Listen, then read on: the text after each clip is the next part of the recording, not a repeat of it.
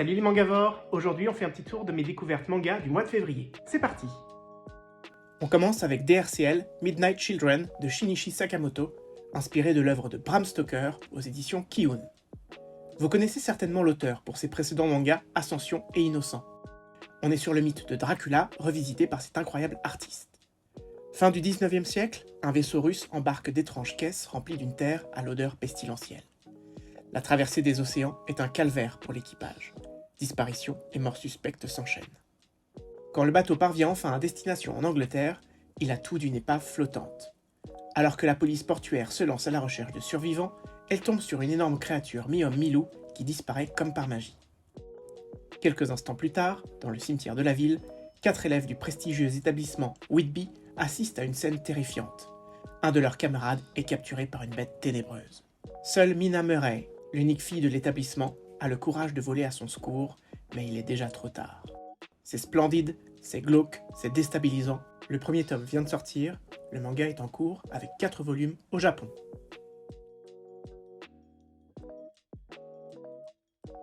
On poursuit avec Pandora 7 de Yuta Kayashima aux éditions Soleil Manga. Lia, une jeune humaine élevée par une mère dragon, est la seule de son espèce sur la petite île où elle vit paisiblement, entourée de nombreuses créatures fantastiques. Mais ses jours heureux prennent fin quand une armée d'humains sanguinaires débarque pour dévaster son île dans le seul but de récupérer la boîte de Pandore. On est donc sur un seinen d'aventure avec de nombreux mystères palpitants. Ce qui m'a frappé, c'est cet univers très sombre avec des méchants vraiment cruels et tout le mystère entourant cet univers. C'est captivant, c'est surprenant, c'est original, c'est vraiment mon coup de cœur du mois. Le premier tome vient de sortir, le manga est en cours avec 5 volumes au Japon.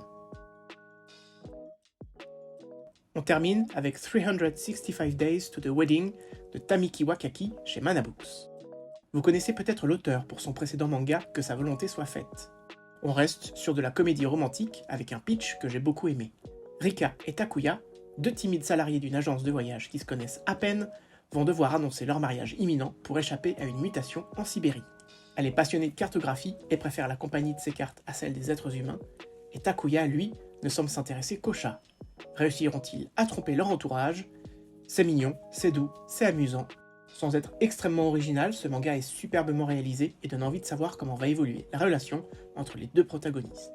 Le premier tome vient de sortir, le manga est terminé en 11 volumes au Japon.